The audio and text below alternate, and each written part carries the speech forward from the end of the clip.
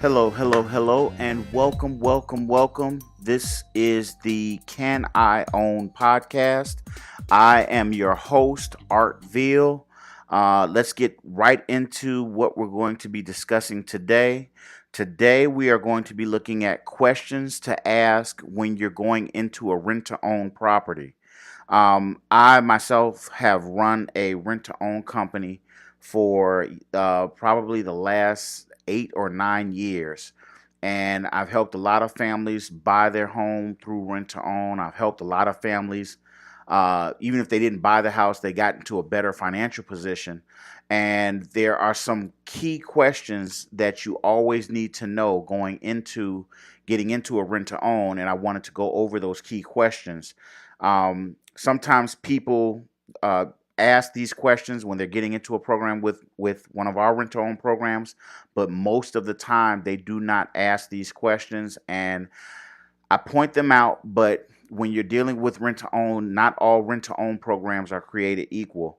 Sometimes when you're dealing with someone who's not very familiar with rent to own and they're setting it up for the first time, or they're kind of following something someone else told them to do, you might get a lot of different responses, or a lot of things can be really, there's no uniform protocol. So you want to ask some questions to make sure that you're protecting yourself in one of these transactions. So these are a couple of the most important questions that you should ask if you're considering getting into a rent to own.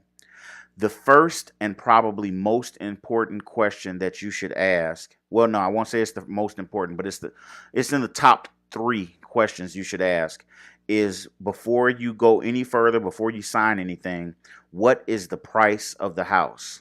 A lot of times I've dealt with families that were in a rent to own and the owner never told them the price of the house. And if the owner never tells you the price of the house, then to be honest with you, you're probably not in a real rent to own. The reason they don't do that is because rent to own works, it can work two ways. One, it's attractive to landlords because it can allow landlords to get out of some of the costs that are associated with running a rental property. They can usually put repair costs and different things on the tenant because their logic is that you're going to buy the house. And that's fine in some cases, but you need to know what you're getting into.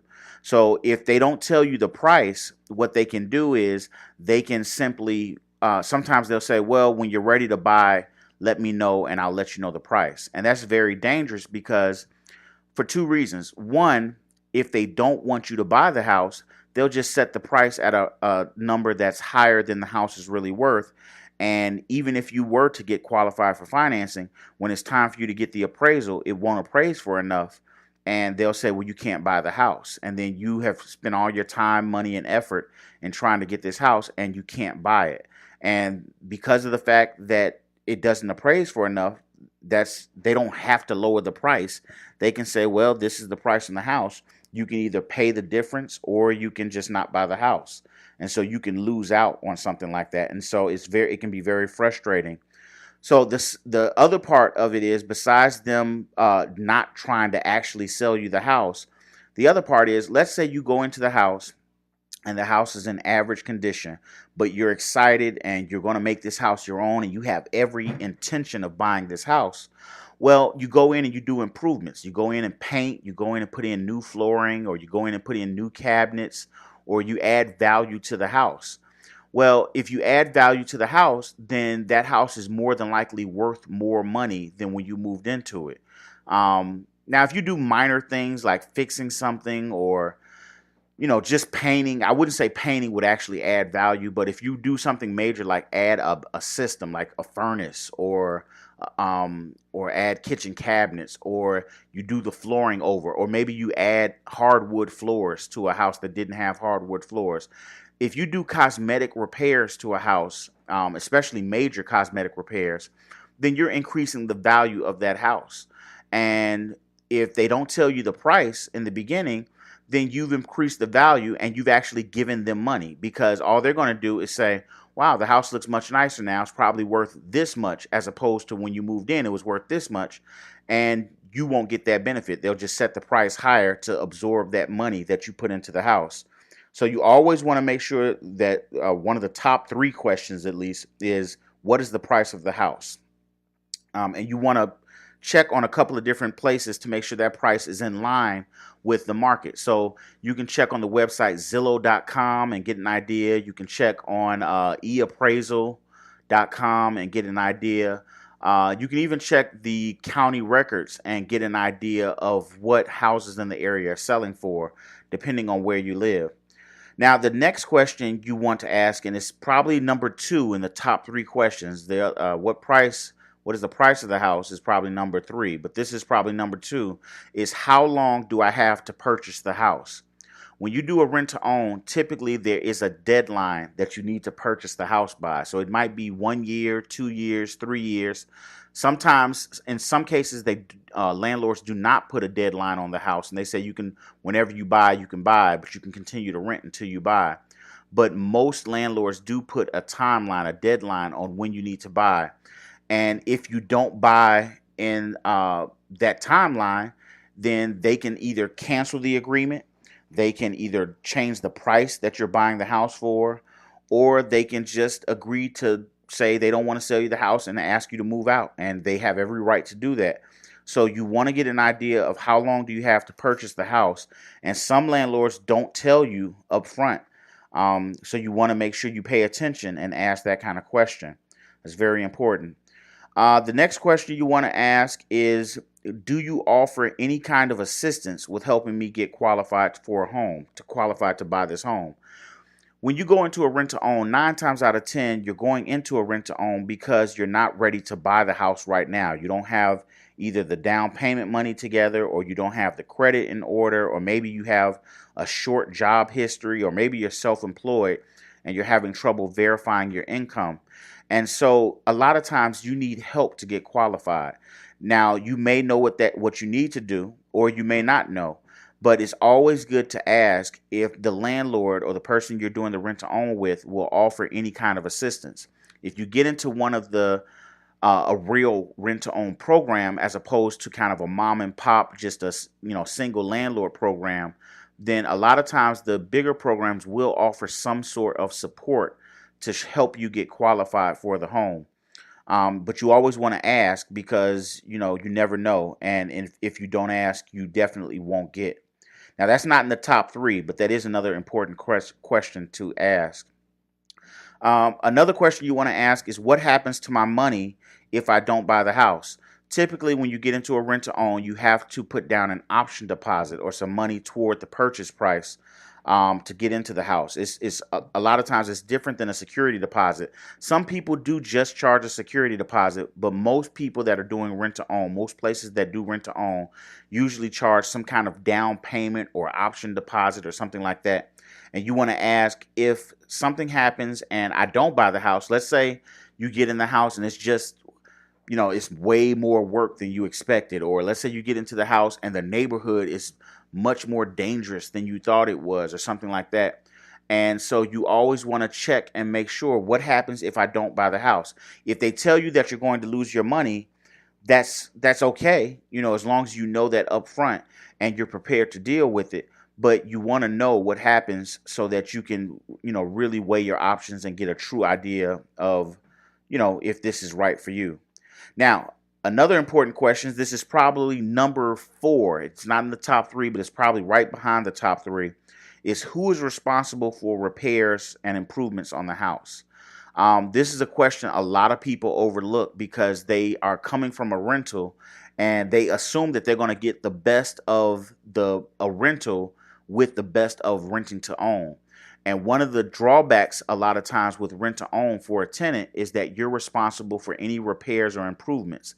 It means that you're going to have to make the updates and keep up with the house. You're going to have to repair that leaky faucet. You're going to have to, if the pipes burst, you're going to have to repair that. If the ceiling, collapses or anything like that, you're going to have to repair that stuff.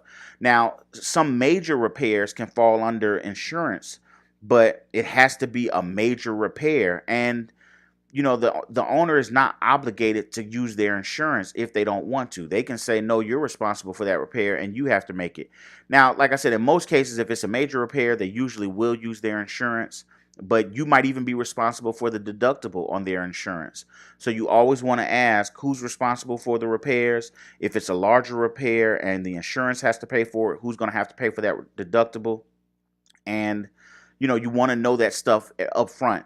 None of these things are things that will stop you from doing the rent to own, but at the same time, you need to know these things so you can know exactly what you're getting into. Now, this last question is the number one question that you should ask whenever you are doing a rent to own. If you don't ask any of these other questions, if you ignore everything I've said on this podcast and only ask this question, you'll be better off than 90% of the people that get into rent to own. And the question is, will you put that in writing? Whatever you ask, whatever the landlord tells you, whatever they say they're going to do, or whatever they say you're going to get this benefit or it's going to cost this much, whatever they say, you want it in writing. If you do not have it in writing, it did not happen. I don't care if they told you that the house could fly and it had wings. If they don't put it in writing, it does not matter. You have to have it in writing. So when they say when you ask what is the price of the house and they tell you, then I would say, okay, and you're putting that in writing, and they get the answer. How long do I have to purchase the home? You have this long. Okay, and you're putting that in writing, you have to ask. Do you offer any assistance? Now, they don't have to necessarily put that in writing, but I would always ask. If they've said they're going to do some kind of assistance, and you're okay with that, I would say I want that in writing. I want that you're going to do this assistance because this is what you told me. Same thing what happens to my money, same thing who's responsible for the repairs. You want as much of this, if not all of it, in writing, because without writing, you have no agreement. I can't tell you how many, I used to work in eviction court a long time ago, many moons ago, when I was a college student. And I worked at the circuit courts, and I would sit in eviction court. And I can't tell you how many people came into court and they told the judge all these things that the landlord promised them. And the landlord, all the judge said was, all the judge said to the tenant was, do you have it in writing? And the tenant would say, no, but he told me. And he'd say to the landlord, if he wouldn't even address the landlord, he'd say to the tenant, if you don't have it in writing, I can't enforce it. He'd ask the landlord, did you agree to that? And the landlord would say, no, I don't remember. And he'd say, okay, well, I can't enforce it. That is the number one question you want to ask when looking at rent to own. Another question that you want to, or not so much a question, but something you need to be prepared for, is ask them, is it okay if my attorney reviews this? It's always good to have an attorney review a contract or an agreement, like a rent-to-own agreement, because this is a substantial investment for you, and you need to treat it as such. It's an investment. It's not a gift. It's not a handout. It's an investment on your part, and you need to treat it as such, and you need to protect yourself. So if they say they will allow you to give it to your attorney, which they shouldn't stop you. There's no law saying they can stop you from showing it to your attorney. I would get one of the prepaid legal services, or get an attorney that you know, or someone that's familiar with real estate law, and let them look over the agreement and make sure everything is on the up and up. And if they have concerns, address those concerns before you sign anything. I know you're going to be eager to get into this place and check it out and everything else, but believe me, you will save a lot of headache and money and time by going the right route and having an attorney look at it over just saying, I'm sure this will work out, and dealing with it later. So make sure you protect yourself when you're looking at rent to own. Rent to own can be very alluring to families. It's a great way to get into a home when you might not have been able to get into one before, but you have to protect yourself. This is still a business and an investment, and you have to treat it as such. So I hope these quick tips have helped you and gave you something to think about if you're considering rent to own. If you have further questions, or you have a situation that you're having or have had in the past with rent to own, and you'd like some advice or like to hear my thoughts, by all means, put your comments in the comment section below. I'll be happy to take a look at it and get back to you with a response. Until next time, this has been Art Veal with the Can I Own podcast. I look forward to talking with you on the next podcast. Have a great day, and I will see you later. Goodbye.